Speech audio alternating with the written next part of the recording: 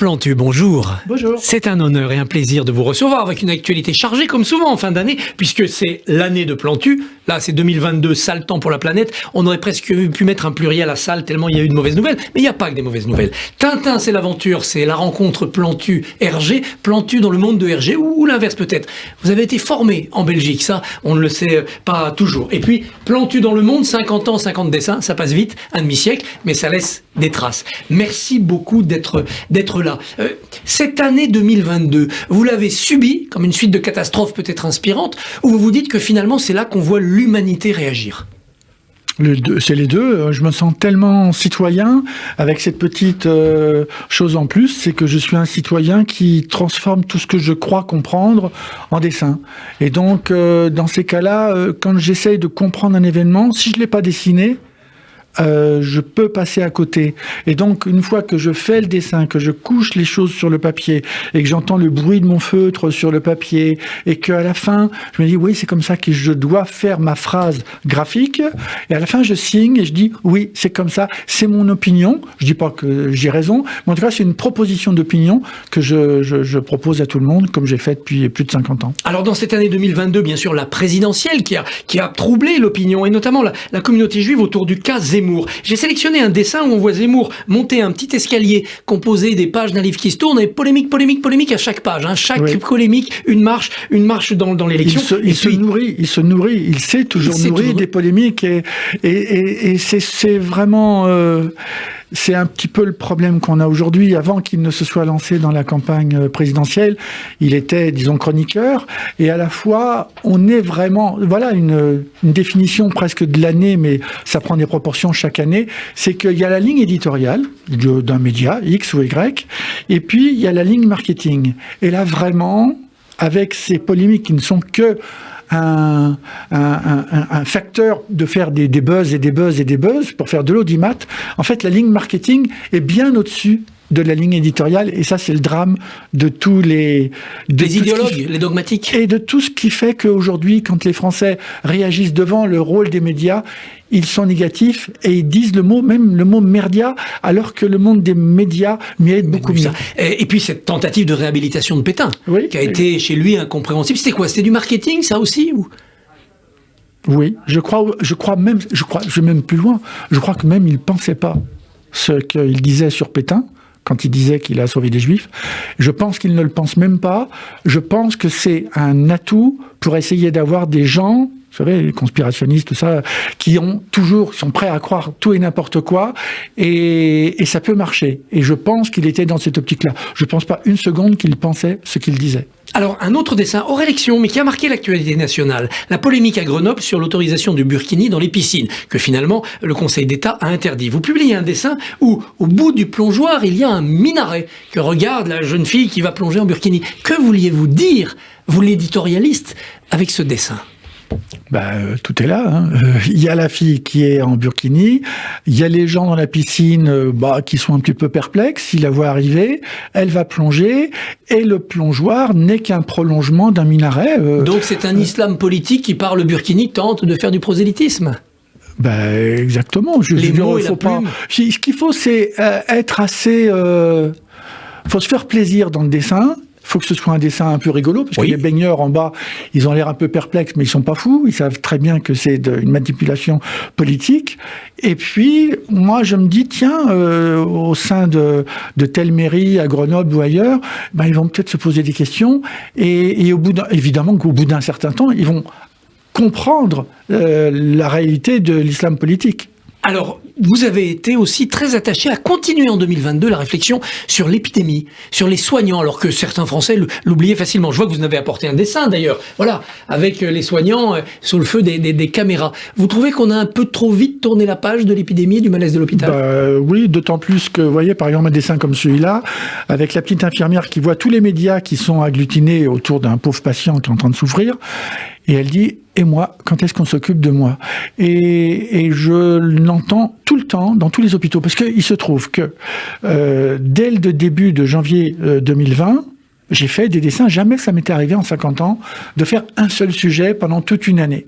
J'ai fait que ce sujet-là, incroyable. Et au bout d'un certain temps, j'ai dit, mais pourquoi on mettrait pas? Alors du coup, c'est devenu une expo le long de la Seine, grâce à la mairie de Paris. Et puis après, j'ai dit, mais non, moi je veux que ce soit des hôpitaux. Et après, Martin Hirsch m'a mis dans les hôpitaux autour de Paris. Et j'ai dit, mais non. Alors j'ai demandé à la Fédération hospitalière de France. Et du coup, j'ai fait 37 expositions dans 37 hôpitaux en France et en Belgique. Et je me rends compte que, vous voyez, un dessin comme celui-là, quand il est exposé dans un hôpital, il y avait un moment, en janvier, février 2020, on applaudissait à 20h. Bon, très bien. Ça, c'est un applaudissement silencieux. C'est-à-dire que quand les infirmières, les ambulanciers, ils passent devant les dessins, ils savent qu'on pense à eux, qu'on a de l'affection pour eux et qu'on les remercie. L'actualité, évidemment, de 2022, c'est aussi la guerre qui a refait surface tout près de nous, là, sur le continent. J'ai choisi une double page où vous avez la carte de l'Ukraine qui se transforme en colombe de la paix. La colombe de la paix, votre symbole, l'un de vos animaux, c'est, je crois, le premier dessin dans le monde, il y a donc 50 ans, c'était une colombe de la paix. C'est un dessin d'espoir, et est-ce qu'aujourd'hui, vous le signeriez encore après 8-9 mois de guerre? Oui, bien entendu, des deux mains, parce que, bien entendu que ça se terminera comme ça. Avec la patte de la colombe qui est la Crimée, hein, donc c'est un engagement politique aussi, là. Allez, on n'a qu'à rêver, mais en gros, quand je vois d'abord c'est pour ça que j'ai arrêté mes études, quand je vois une image, je vois toujours ce qu'on peut en faire.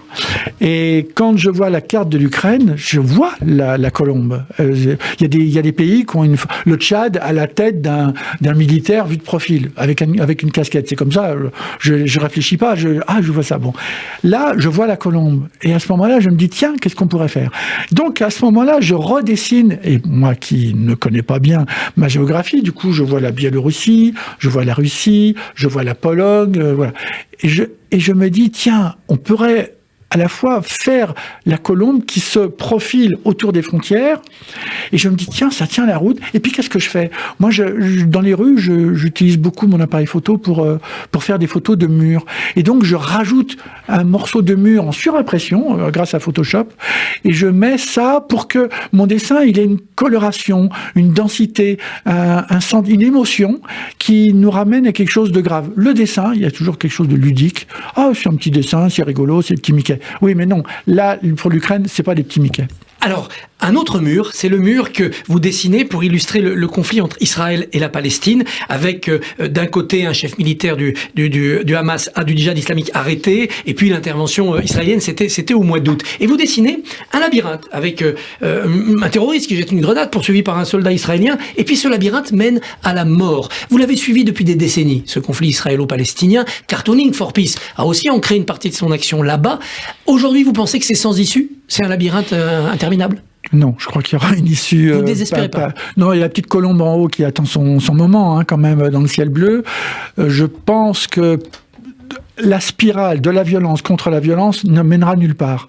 Et comme disent mes amis israéliens, comme mes amis palestiniens, ils disent, à un moment, les combattants se fatiguent et feront la paix. C'est ce que m'avait dit Arafat quand je l'avais rencontré. Bien entendu que ça se terminera. Je pensais, quand je l'avais rencontré en 91, 92 et en 2004, je pensais que ça arriverait de mon vivant. Je pense que je ne le connaîtrai pas, malheureusement. Mais ça arrivera un jour. Ah, mais c'est évident. Et je prépare même une exposition à l'Institut Monde Arabe sur la Palestine. Et je ne veux la faire que s'il y a Michel Kishka, qui est un dessinateur que vous connaissez, un dessinateur israélien, qui est pour moi, le faiseur de paix. Il fait des ponts régulièrement avec ses amis palestiniens. Il est israélien depuis 40 ans. Et il fait des ponts avec ses amis palestiniens. C'est eux qui construiront la paix plus tard. Alors, j'ai retrouvé une interview où vous dites que vous avez rencontré Arafat et qu'on vous l'a beaucoup reproché. Est-ce que ça vous a pas inspiré une réflexion? C'est-à-dire que rencontrer, c'est adouber, c'est avaliser, c'est approuver. Vous l'assumez, ça? Oui, je vais même plus loin. Quand on me dit, tu as été manipulé. Mais peut-être que oui. Moi, je pense que oui. Et c'est dans le bon sens de la manipulation. Je suis à Tunis, on est en 91. À ce moment-là, Arafat est incapable de dire « je reconnais l'État d'Israël ». Bon. Il téléphone la nuit, je suis dans un hôtel, je me retrouve avec lui, il est 4h du matin, et Je lui tends des feutres, je lui tends des papiers, il me dessine, à ma grande surprise, avec un feutre bleu, j'ai toujours un feutre bleu avec moi, l'étoile de David, il dessine le drapeau israélien, il dessine le drapeau palestinien, et il me raconte des tas de choses sur ce qu'il veut construire avec les Israéliens. Il me manipule dans le bon sens du terme, parce que lui, il ne me dit pas à ce moment-là qu'il est en pourparlers secret avec Shimon Peres, qui deviendra plus tard président d'Israël, et je suis porteur d'un message. Dans toutes les chancelleries du Proche-Orient, ça bouge. Je dis, oh là, il se passe quelque chose. Je reviens à Paris et tout le monde, moi je me souviens, j'avais même présenté ma cassette à Anne Sinclair ou à Poivre d'Arvor, qui m'a dit, oh là, je sentais qu'ils n'étaient pas mûrs pour ça. Et même on m'a dit, mais t'as rencontré un terroriste. Ce qui était vrai aussi. Hein. Et à la fois, je me suis dit, bon, c'est pas grave, je vais aller voir Mitterrand, je vais aller voir Védrine qui était à l'Élysée, je lui ai dit, est-ce que je peux accompagner Mitterrand? Il va aller voir Yitzhak Rabin. Alors, je vais voir Yitzhak Rabin qui, lui, veut rien signer. Et je vais voir Shimon Peres qui, lui, me reçoit un matin et lui me prolonge la signature, les dessins, et il assume, il met, c'est la solution. Et le lendemain matin, il me croise, il me dit, j'ai failli explosé en vol ce matin parce que Rabin n'était pas content que j'ai fait cette proposition. On fait bouger la politique. De signature. Depuis, le dessin de presse est devenu un champ de bataille. On l'a vu avec Charlie Hebdo. Il y en a une que vous avez apportée du Monde où, avec la phrase « Je ne dois pas dessiner le prophète », vous avez fait ce dessin. Oui. Il vous a valu des ennuis, vous a valu des... Oui, bien sûr, bon, c'est normal. Hein, c'est le boulot du dessinateur de presse. Quand je l'ai fait, on est en 2006, c'est au moment où les dessinateurs danois sont menacés. Et d'ailleurs, comme ici, comme ici à Radio J, tous mes copains dessinateurs étaient menacés. Et vous retournez l'interdiction. Je suis à Atlanta, le rédacteur en chef du Monde me dit il faut que tu réagisses au fatwa contre les dessinateurs danois, et donc je suis dans ma chambre d'hôtel et je dis voilà, je vais faire comme si j'étais puni, je ne dois pas dessiner moi-même. Après je fais un visa, mais je vais faire un turban, mais je vais faire la barbe, et puis je me dis je vais faire le crayon, mais au-dessus le crayon je vais le prolonger par un minaret, je fais la main qui dessine, et puis il y a même des lecteurs qui me disent oui mais votre barbu il ressemble drôlement à Léonard de Vinci. Je dis si vous voyez Léonard de Vinci, moi ça m'arrange. Alors un mot d'Hergé quand même, puisque c'est votre autre ouvrage avec celui sur Le Monde. Et le passé d'Hergé, complaisance avec l'extrême droite, quand vous l'avez appris, ça vous a gêné ou vous distinguez l'homme de l'œuvre? Bien sûr que ça me gêne. Mais à la fois, moi qui ai assisté à pas mal de débats, d'ailleurs même à Jérusalem, où j'ai un très bon souvenir de ces débats sur Hergé, bien entendu, qu'il faut avoir ça en tête. Mais à la fois, pas que. Il faut pas oublier que qu'est-ce qu'on aurait fait, nous, à cette époque je n'en sais rien. Donc, et puis, il a dénoncé les dictatures sud-américaines ou chinoises avec ses dessins. Il a dénoncé Hitler, il a dessiné Mussolini. Et d'ailleurs, c'est dans le bouquin. Mais à la fois, je n'oublie pas. Et à la fois, il est un rassembleur. C'est-à-dire que toutes les civilisations qu'il n'a pas connues, tous les peuples qu'il n'a pas connus, il n'a pas fait les voyages qu'il raconte dans ses... Il le fait par le dessin, et c'est un travail incroyable. Et quand j'ai fait ce mariage Plantu-Hergé, un dialogue imaginaire, grâce à Nick Rodwell, qui s'occupe de Moulinsart, de l'héritage, et qui est venu vous voir. Exactement, il est venu me voir il y a 2 ans. Et puis il m'a dit, moi j'aimerais bien faire un livre qui raconte comment vous avez été impressionné par Hergé et comment vous dessinez aujourd'hui, même une petite Marianne aujourd'hui, qui est forcément une petite fille du travail que on aurait pu imaginer si j'avais rencontré Hergé. Et je le sens, quand je fais la couverture de ce livre, je sens la main d'Hergé qui me dit non, ta petite Ukrainienne qu'il n'a pas dessinée, mais moi je le dessine avec son style, avec mon style et avec le sien, et je sais qu'il ne l'aurait pas dessiné comme ça, et je sais que j'aime ce mariage d'amour avec un dessinateur immense qui s'appelle Hergé. Voilà, 13 minutes pour 50 ans, c'était un peu court, on aurait pu continuer, mais alors, donc, Hergé, avec la rencontre avec Plantu et l'année de Plantu 2022, un classique, Sale temps pour la planète. Sale temps pour la planète, ça c'est en librairie. Le livre sur Le Monde, c'est en kiosque, et le Tintin, c'est aussi en kiosque. Formidable. Plantu, merci, bonne journée. Merci.